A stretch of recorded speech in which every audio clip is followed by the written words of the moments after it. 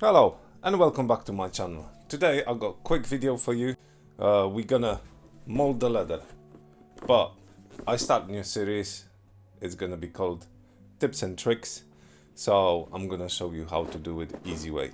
You can watch how I make this bag. I'll put it back on YouTube. It will be first link in the description. So let me quickly show you how to do it. What do you need?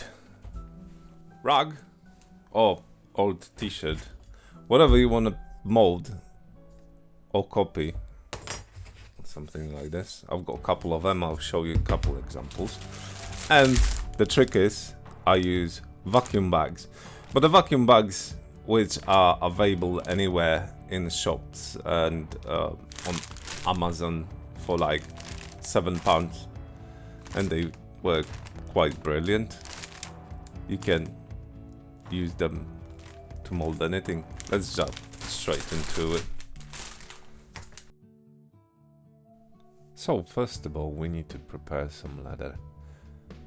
It's always better to have a bit more than a bit less, because with this one the leather can shrink when it's wet molded in a drying process. When I take measurements, I measure all the sides and add them up, plus I add extra 2 centimeters just in case. If your project is bigger, obviously you need to add quite more.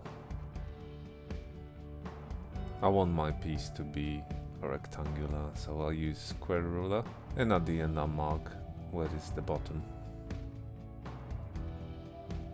When the measurements are so close to each other, it's quite easy to make mistake and place the leather onto the mold in the wrong way later on. What I'm doing right now, I'm marking where I'm gonna put little triangles to make the leather fold better onto the mold. I made them a bit too small at the bottom, but you will see that later on in the video. It's time to soak in the leather into the water. I use room temperature water.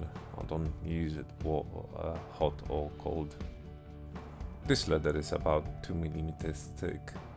It's not very thick, so I only keep it there for a minute and then wipe the excess of water with paper towel. Last check before the magic begins. These bags are meant to be storing clothing inside with the vacuum pressure off. I found better solution for them, like you can see. They cost, I think 5 of them cost about £7. I will put link into the description of this video. It's time to put the mold inside with the leather on.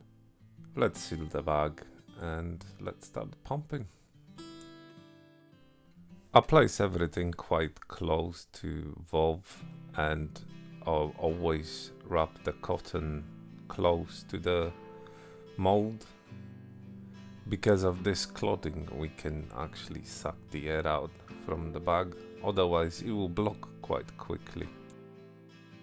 We took most of the air out. Let's seal it off and let's start working with our fingers a little bit on the edges to reduce all the wrinkles. And you can see the corners are made a bit too far from the project, so I'll need to pull it out quickly and fix that.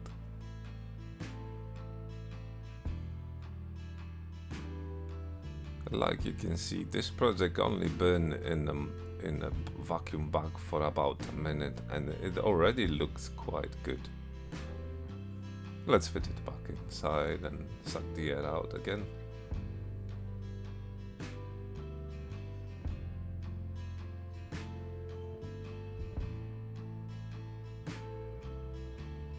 Please help us feed the algorithm beast and hit the like button and share this video with anyone interested.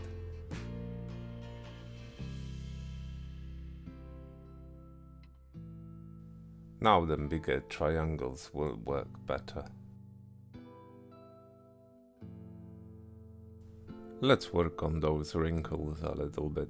You don't need to be too precise because we're gonna pull out project after an hour being in the vacuum. Then use some clamps and the bone creaser to get rid of everything.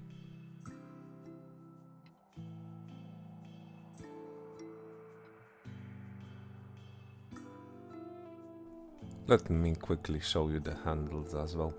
But on this project I had to place the mat underneath the clothing because there was some sharp objects on the bottom of the handle and it pierced one of the vacuum bags.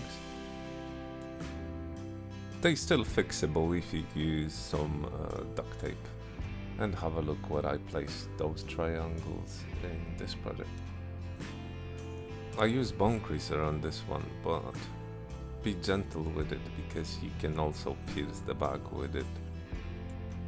I think it's my inner impatience because I can use bone creaser just after I pull the things out from the bag. So we took the project out of the bag and it looks quite good. I don't see many wrinkles, but I like things to be perfect, so I use bone creases on the edges. And before I leave it to dry for about 12 hours, I clamp it down so it holds nicely to the mold. You can use hair dryer or a heat gun to speed up the drying process. But bear in mind, if you use too much temperature, it will make the leather quite hard, because that's one way of hardening leather. It's actually exposing it to extreme heat when it's soak wet. But that's a subject for another video. So after it's all dry, we're gonna take it off the mold. Obviously the bottom part it might still need a little bit of a drying, but look how it came out. And the handles as well. They look pretty wicked for a few minutes of work. Thanks for joining me in tips and tricks.